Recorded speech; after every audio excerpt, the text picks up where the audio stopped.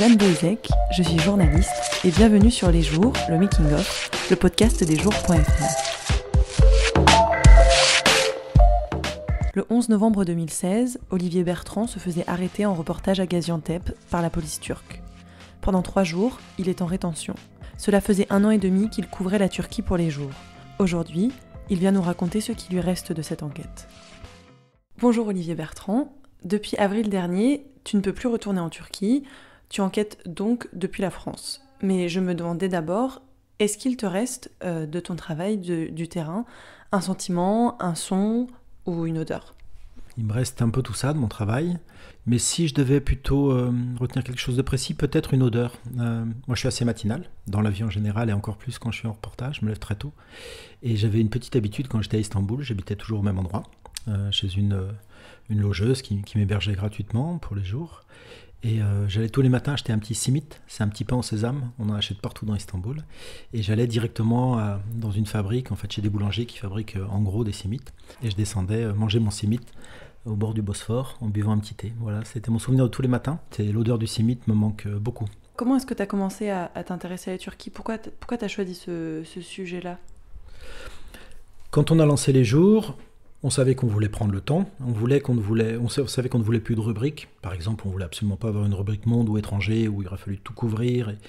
Et avec nos moyens de façon extrêmement superficielle, on s'est dit il faut choisir un pays. Et puis pendant l'été 2015, il s'écrivait un petit peu des choses sur la Turquie, je lisais énormément et je me disais mais en fait c'est là qu'il y a tous les enjeux qui nous intéressent en fait, la confrontation et les aménagements entre l'islam et la laïcité, la crise migratoire, le terrorisme, le régime autoritaire qui monte, l'intégration européenne, autant d'enjeux qui concernent la Turquie mais qui nous concernent nous, voilà donc tout bêtement. Toi, tu avais une appétence particulière pour ce pays avant de commencer ? En tant que journaliste, tu avais déjà travaillé sur la Turquie ? Non, j'avais jamais travaillé sur la Turquie et moi j'aime beaucoup quand je commence un sujet ne jamais avoir travaillé dessus. Je travaillais avant à Libération, j'étais parti à Lyon, j'avais jamais mis les pieds dans la ville, juste traversé le tunnel de Fourvière. Et après j'étais parti à Marseille, que je connaissais un petit peu mais très peu. Et je trouve ça très bien d'arriver quelque part avec un regard très neuf. Parce que des choses évidentes vous sautent, vous êtes très vite à l'essentiel. Donc je ne connaissais pas la Turquie, j'y ai passé 3 jours en amoureux 10 ans ou 12 ans auparavant, dans une ville et dans une société qui a complètement changé. Pour le reste, je ne connaissais rien. Et là encore, on revient un petit peu au modèle des jours, qui pour moi est essentiel dans cette histoire. C'est-à-dire que si j'avais bossé dans un autre média, je pense que 10 jours après mon début dans la rubrique, il fallait qu'il y ait un premier papier, voilà, parce qu'on pousse, parce qu'il faut aller vite. On a choisi de se donner les moyens d'aller en profondeur, de rester longtemps, de rester dans la durée, du moins quand on n'est pas expulsé.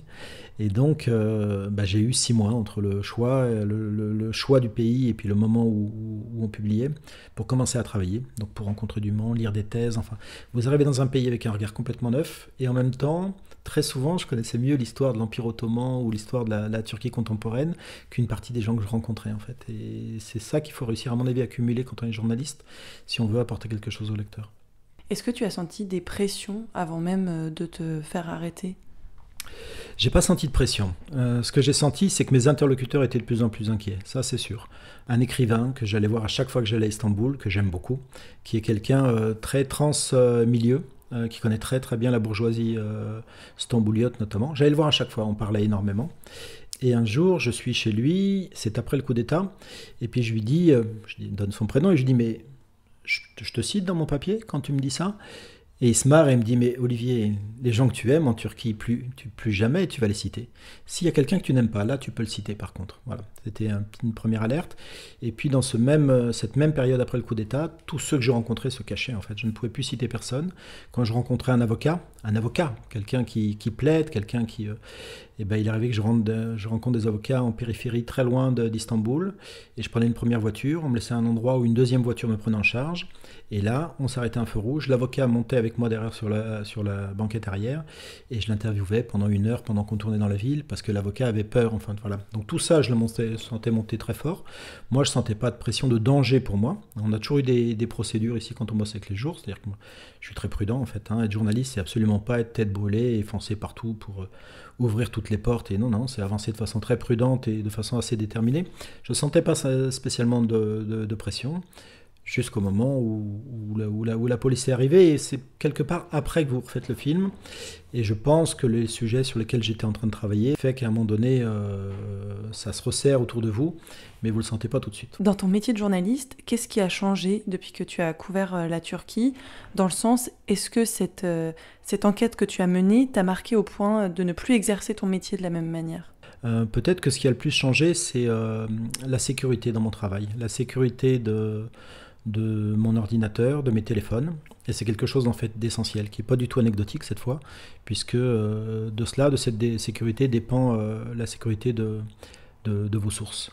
En fait, pendant les 3 jours que j'ai passé moi en cellule, je n'avais qu'une obsession, c'était si jamais ils arrivent à craquer mes téléphones. Je suis assez prudent, je ne mets pas dans mes répertoires des numéros qui ne doivent pas y être, mais vous pouvez toujours avoir envoyé un petit SMS ou avoir appelé quelqu'un, vous l'effacez, mais on retrouve toujours dans une mémoire cachée. Donc mon obsession, c'était s'il craque un téléphone, je peux très bien envoyer quelqu'un en prison. Et à la période où j'ai été arrêté, ce qui se passait dans les commissariats et dans les prisons était vraiment pas drôle en Turquie. Donc peut-être que je suis encore plus prudent. D'ailleurs, quand j'ai essayé de repartir en Turquie, en avril, 6 mois après avoir été arrêté, je suis parti avec un téléphone neuf, qui n'avait jamais servi, une puce dedans qui était neuve et un ordinateur qui valait quasiment rien, mais qui était neuf, voilà, où il n'y avait aucune mémoire. Il y a une 20aine de personnages dans ton enquête, une 50aine d'articles. Est-ce qu'il y a un personnage auquel tu t'es particulièrement intéressé ou une rencontre particulièrement marquante pour toi ? Plein de gens me viennent en tête. Peut-être ce que je retiendrai, c'était dans une petite ville à Cizre, qui est au Kurdistan, où j'avais pu aller juste à la levée du couvre-feu. Et les populations de cette ville venaient de vivre de mémoire 5 mois ou 6 mois de couvre-feu total, sans avoir le droit de sortir de chez elles. Et là, quand je suis arrivé, j'ai pu rentrer dans la ville, malgré tous les barrages successifs. Et il y a une famille qui m'a accueilli et hébergé. Moi, je l'avais pensé que j'allais trouver une chambre d'hôtel, mais il y avait juste un hôtel, il était archi plein en réalité. Et le père de la famille m'a dit « mais tu vas dormir chez nous, c'est pas un souci, on va t'héberger, toi et ton photographe ». Et donc, je suis resté dans cette famille. Le soir, à 18h, il y avait le couvre-feu pour la nuit qui tombait. Et j'avais laissé mon sac dans la voiture. J'avais une voiture de location pour mon reportage. Et mon sac était dans le coffre à l'arrière. Et là, je dis, mes affaires sont dans... Et donc, je vois tout le monde qui blémit, qui me dit, t'as besoin ? Je dis, bah non, c'est pas très grave, mais voilà, Et ils me disent, bon, viens, on va y aller quand même. Et le père est resté en bas à l'entrée de l'immeuble pour surveiller. Le fils avec moi a couru jusqu'à la voiture. On a peut-être mis 20 secondes, 25 secondes. Mais dans toute leur angoisse, je réalisais à quel point ce couvre-feu était quelque chose d'extrêmement pesant, d'extrêmement dangereux. Et ensuite, on est rentré. On a fait un repas assez fabuleux avec tous les gens qui habitaient dans l'immeuble, ou une bonne partie des gens.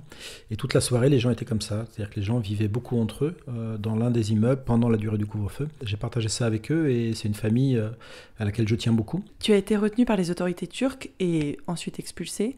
Aujourd'hui, tu ne peux plus retourner en Turquie. Mais du coup, est-ce que tu as un regret ou quelque chose que tu t'étais promis de faire, un reportage ou une interview que tu n'as pas pu faire du coup ? Malheureusement, il y a beaucoup de sujets que j'aurais aimé faire, mais peut-être ce qui me manque le plus, un sujet que je m'étais promis de faire, c'est dans un petit village alévi. Les Alévis sont une petite minorité religieuse, notamment en Turquie. Ce ne sont pas des sunnites dans un pays sunnite. Et il y a un tout petit village, c'est une minorité qui a toujours été opprimée, comme avant elle, les Arméniens, les Juifs, les Grecs en Turquie.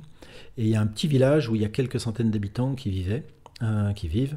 Et puis le gouvernement a décidé d'installer à cet endroit-là un camp de réfugiés syriens, donc sunnites, de 6000 personnes, qui était pour la population une façon d'assimiler complètement cette population. Ils étaient complètement terrorisés.